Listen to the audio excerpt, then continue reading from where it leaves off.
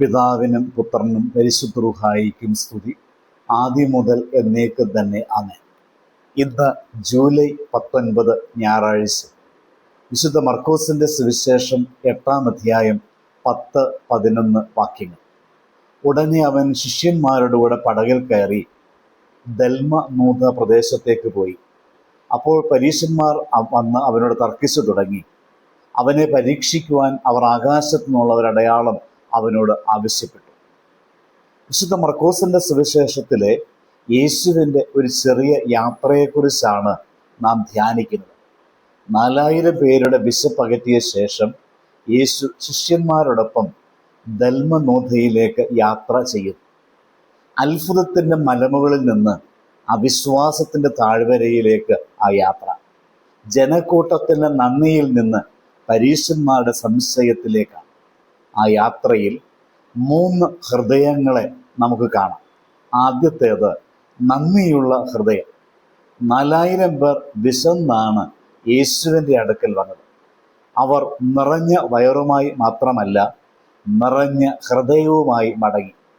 അവർക്ക് ലഭിച്ചത് അപ്പം മാത്രമല്ല, കരുണയുടെ രുചിയായിരുന്നു.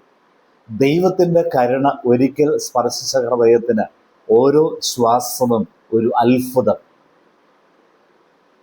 ഇവിടെ നമ്മെ പഠിപ്പിക്കുന്നു, കൃതജ്ഞതയാണ് വിശ്വാസത്തിൻ്റെ ആദ്യ ഭാഷയെന്ന്. നന്ദി പറയാൻ പഠിച്ച ഹൃദയത്തിന് ദൈവം പുതിയ അത്ഭുതങ്ങൾ കാണിച്ചു കൊടുക്കും എന്നതും യാഥാർത്ഥ്യമാണ്. ദൽമനൂഥയിൽ യേശുവിനെ വരവേറ്റത് മറ്റൊരു ഹൃദയമായിരുന്നു. അത് അവിശ്വാസത്തിൻ്റെ ഹൃദയമായിരുന്നു. പരീശന്മാർ പറയുന്നു, സ്വർഗത്തിൽ നിന്ന് ഒരടയാളം കാണിക്കൂ. എത്ര ദുഃഖകരമാണത്. അവരുടെ മുമ്പിൽ നടന്നുകൊണ്ടിരുന്നത് ജീവനുള്ള അടയാളമായ ദൈവപുത്രനായിരുന്നു.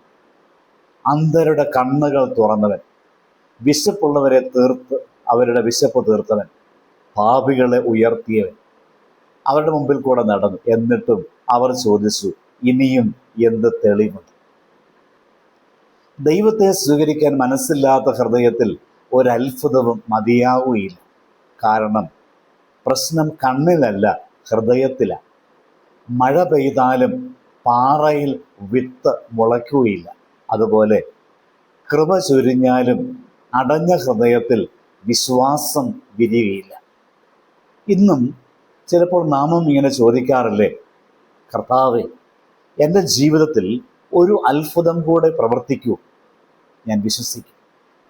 എന്നാൽ കർത്താവ് നമ്മോട് ചോദിക്കുന്നു, ഞാൻ നിനക്ക് നൽകിയ അനുഗ്രഹങ്ങൾ നീ കണ്ടോ? നമ്മുടെ ജീവിതത്തിൽ എത്ര അനുഭവങ്ങളും എത്ര അത്ഭുതങ്ങളും നമുക്കുണ്ട്.